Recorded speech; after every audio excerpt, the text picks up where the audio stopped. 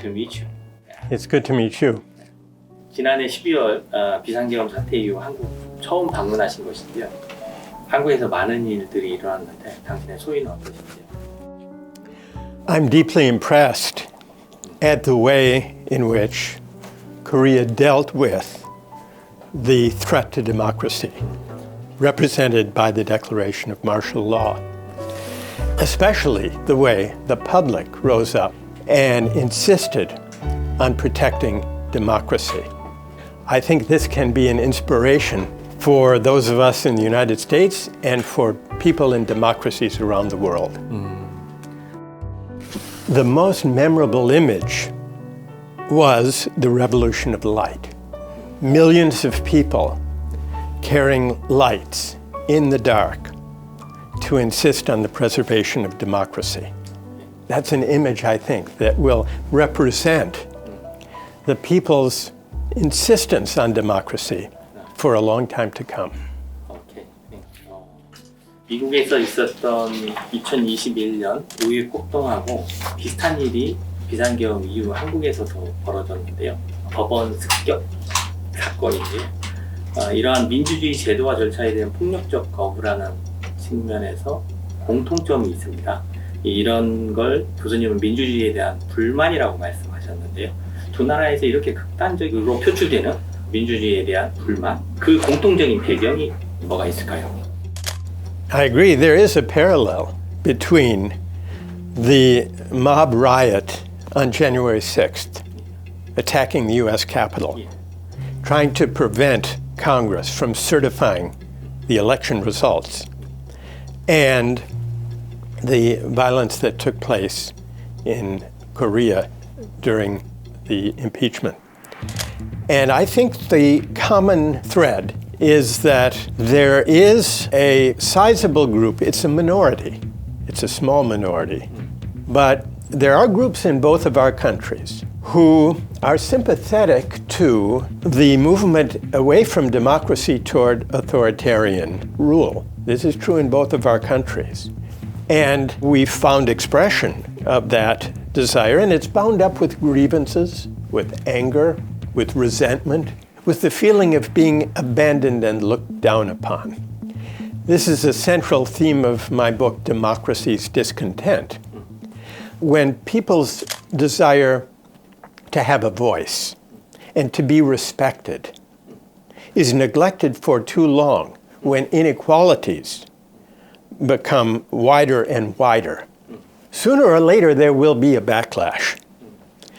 And if those grievances are not addressed by the mainstream parties, they will be channeled into a politics of anger and resentment of the kind that Trump represents in the United States and of the kind that we saw expressing the violence during the impeachment in South Korea. So I do think there is that similarity. 예. 방금 교수님께서 말씀하신 것처럼 극단적인 폭력적인 그런 방식이 정당한 그들의 분노와 불만에 더 기원한다고 말씀을 하셨는데요. 이러한 정당한 분노와 불만이 저희 민주주의 시스템을 파괴할 수도 있고 다른 사회적인 약자의 이익과 권리와 충돌할 수도 있는데 그 부분에 대해서 우리는 어떻게 다뤄나가야 할까요? It's certainly true, and I write about this as well, as you remind us, that when politics becomes about resentment, humiliation, and grievance, there tends to be a backlash against mainstream politicians and parties in favor of extremes who seem to channel the anger, to express the anger. And Donald Trump succeeded in doing this. But as you say, the way he channeled those legitimate grievances about inequality, about being excluded, about not having a voice, the way he channeled those grievances was, in many cases, to attack immigrants, to express xenophobic, racist, and misogynist sentiments, side of the politics of grievance. So There is no guarantee that the politics of grievance will not take this dark and ugly form. The challenge is for mainstream parties, especially parties of the center left, to do a better job of addressing the inequalities and the alienation of young people, especially young men without college degrees, who feel, rightly in some instances, that the economy doesn't have a place for them, and that the wider society fails to honor or respect the work they do. And so this is all the more reason why the mainstream parties and center-left parties have to do a better job of addressing the legitimate grievances that authoritarian-leaning populists exploit. 한국과 미국이 다 심각한 민주주의 위기를 겪고 있는데요. 그 근저에는 아주 심각한 정치적 양극화가 깔려 있습니다. 그런데 교수님께서는 능력주의가 정치적 양극화를 부추긴다고 말씀을 하십니다. 능력주의가 어떤 방식으로 이런 양극화를 더 악화시키는 걸까요? Yes, it may seem paradoxical to claim, as I do in my book, The Tyranny of Merit, that meritocracy can be a kind of tyranny. We normally think of merit and meritocracy as good things. If I need surgery, I want a well-qualified surgeon to perform it. That's merit. Meritocracy is better than corruption and cronyism and nepotism and aristocracy. And yet, meritocracy has a dark side. Because in recent decades, we've seen a deepened divide between winners and losers, poisoning our politics, setting us apart. This has partly to do with widening inequalities of income and wealth. But it's not only about economic inequality. It's also about inequality of honor, respect, dignity, and social esteem. The meritocracy prizes and rewards those who can get into the best colleges. We know that. But the dark side is, it encourages the winners to believe that their success is their own doing and that they therefore deserve all the benefits that flow from it. And it encourages them to look down on those less successful than themselves, to say, well, I made it, you didn't. You must be less talented, less valuable a contributor to the economy. So the danger in a meritocracy is it creates a kind of hubris or arrogance among the winners that deepens social divisions and that makes those left out feel that elites, especially well-educated elites, look down on them and don't respect the dignity of their work. That's the dark side of meritocracy, about which I write in The Tyranny of Merit. That's what I mean by merit becoming a kind of tyranny. 능력주의 문제를 우리가 제대로 다뤄내지 못하면 이렇게 계속 반복되는 위기에서 벗어날 수 없다고 생각하시나요? Yes, I think we need to begin to reconsider the enormous emphasis we place on higher education as the basis of social respect. Now, I myself have spent a career in higher education, so I believe it's enormously important. However, I think we should regard it as being important for its own sake. We should cultivate in students the love of learning and growing and thinking critically about themselves and about their opinions about the world, about civic life. But I think we should try to reduce the extent to which colleges and universities function as sorting machines for a market-driven meritocratic society. Well, it's not good for those who are left out, who can't win admission to top universities, because they suffer a loss of dignity and social esteem. But it's also not good, this intense competitive pressure, even for the winners, because it distracts them from the purpose that education should serve, which is exploration and growth and the cultivation of civic virtue and responsibility, it leads them to regard higher education in instrumental terms, as a way of winning, as a way of landing on top, as a way of getting a good career, as a way of making a lot of money. And this is, apart from being unfair to those who can't make it, who don't have the advantages or the abilities to score well on the entrance exams, it corrupts the meaning and purpose of higher education, even for those who get in. And if I could add, it's also very damaging to the emotional well-being and to the mental health of the winners. We know that, well, in South Korea, where there is this intense competitive pressure, as there is in the United States, suicide rates are among the highest in the world. Suicide among young people is the leading cause of death, I understand. These are ways in which the tyranny of merit, as I call it, oppresses not only those who are left out, but even those who get in, who make it to the top. 초점을 좀 옮겨볼게요. 책을 통해서 주장한 핵심은 어떻게 보면 모든 게 공공선으로 좀 향하고 있는 것 같습니다. 공공선을 찾아내고 그 공공선을 만들어가는 과정에 많은 사람들이 참여하는 방식인데요. 그런데 그 공공선을 쉽게 어떻게 설명할 수 있을까요? Well, the common good has to be defined by democratic citizens debating openly, competing conceptions of justice, equality, rights, and what it is we owe one another as citizens.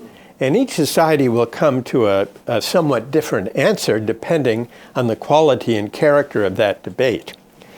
But it isn't only a matter of discussing and debating, it's also a matter of creating a civil society with class mixing institutions, with public places and common spaces that bring citizens together in the course of their ordinary lives from different walks of life, from different class backgrounds, for example.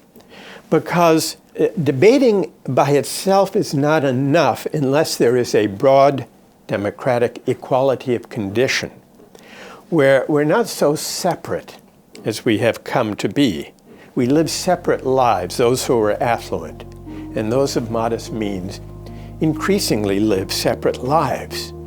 We send our children to different schools. We live and work and shop and play in different places.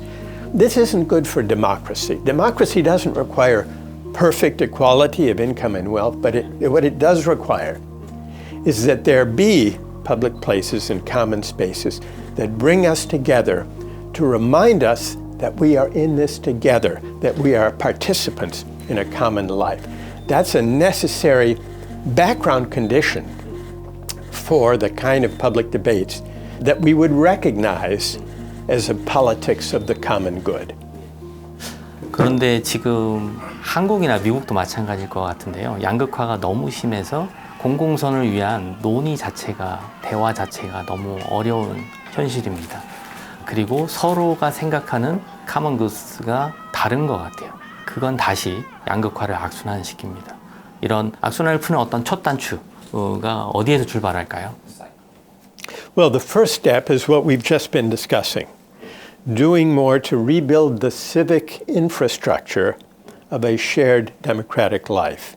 And by that I mean creating common places like even municipal centers, public parks where citizens gather, public libraries, public cultural centers, public transportation, and public schools where rich and poor alike will want to send their kids.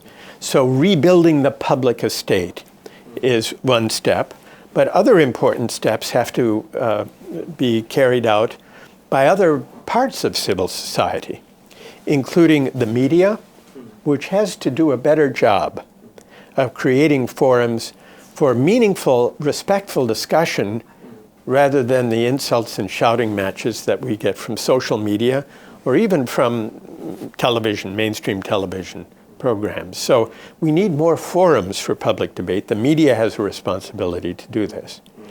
And I think that we in education, including higher education, have to do better to cultivate in citizens the capacity to reason together across their differences with civility and mutual respect.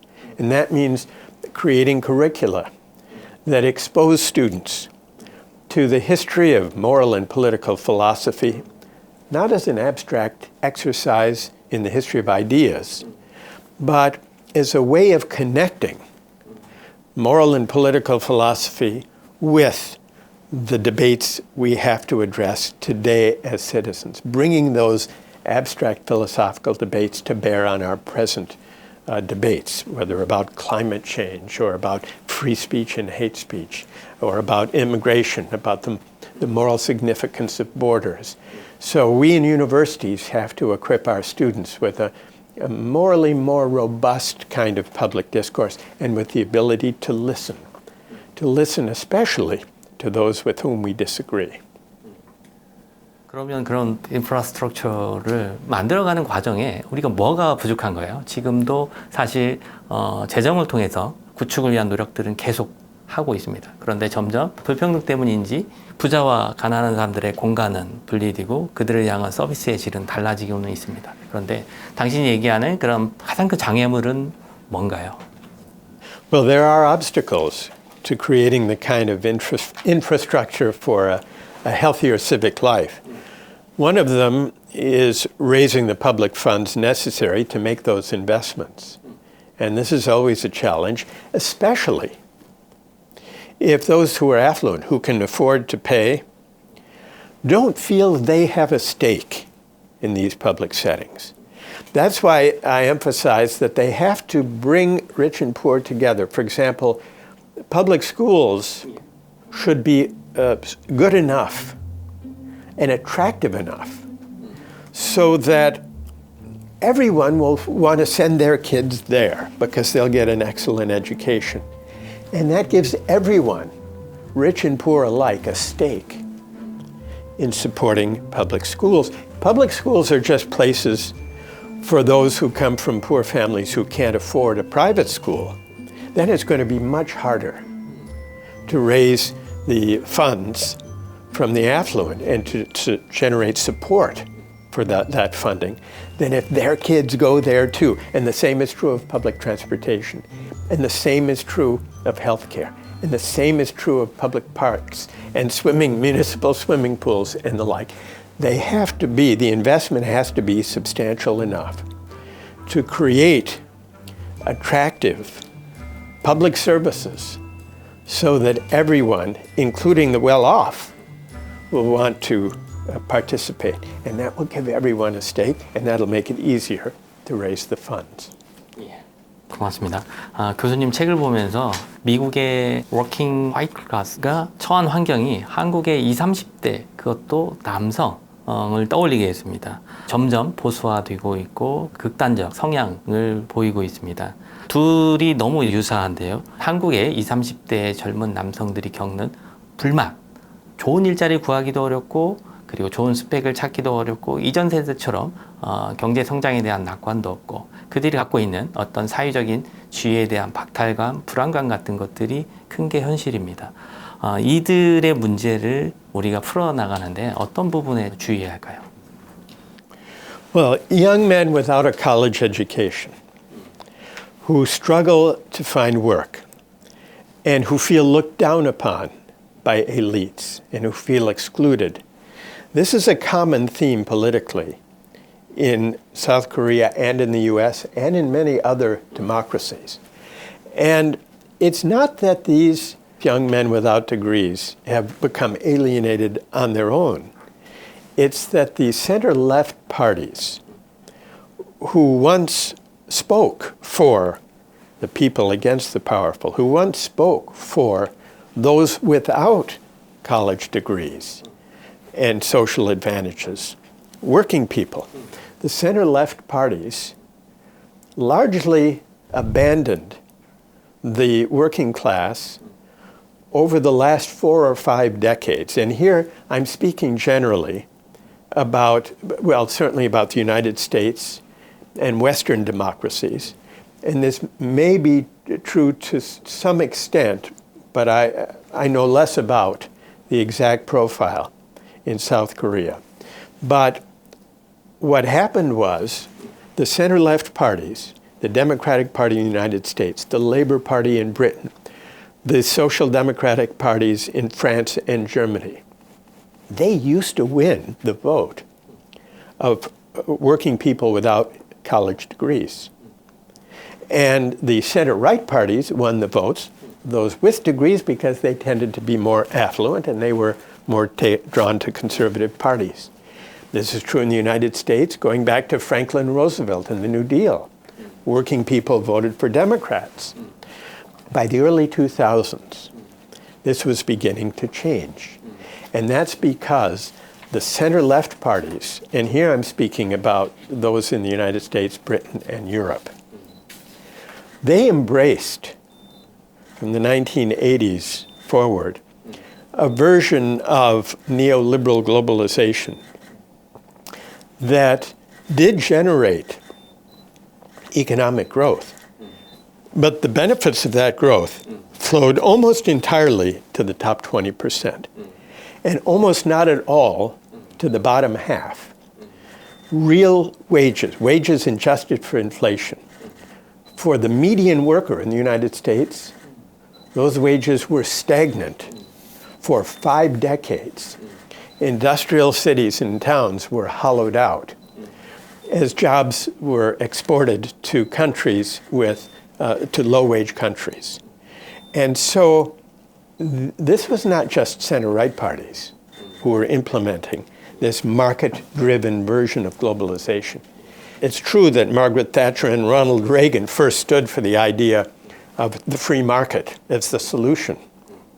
But even after they were succeeded by center-left parties, Bill Clinton in the United States, Tony Blair in Britain, Gerhard Schroeder in Germany, these center-left parties softened the harsh edges of the pure market philosophy, but they never challenged the fundamental premise that markets and market mechanisms were the primary instruments for defining and achieving the public good. In the meantime, these parties valorized and emphasized education as the answer to wage stagnation and inequality. If you want to compete and win in the global economy, they told their voters, go get a degree, because what you earn will depend on what you learn. So not only did they enact the deregulation of the financial industry and the free flow of capital across borders and the outsourcing of jobs to low-wage countries, they also valorized higher education. But they missed the insult implicit in their advice. If you're worried about inequality, go get a degree. The insult was this: if you're struggling in the new economy and you didn't get a degree, your failure must be your fault. You didn't do what we urged you to do. So it's no wonder that working people without college degrees turned against center-left parties. And here again, I'm speaking of the US and Europe. So there may be other factors at play in addition in South Korea. You will know that better than I. But in general, in this 4 to 5 decade period, makes it understandable that working people would feel abandoned by the parties that traditionally represented them. 그런데 현실에선 사실은 지독한 파라독스가 있는데요. 보수 정당은 부자들을 위한 세금 감면을 약속합니다.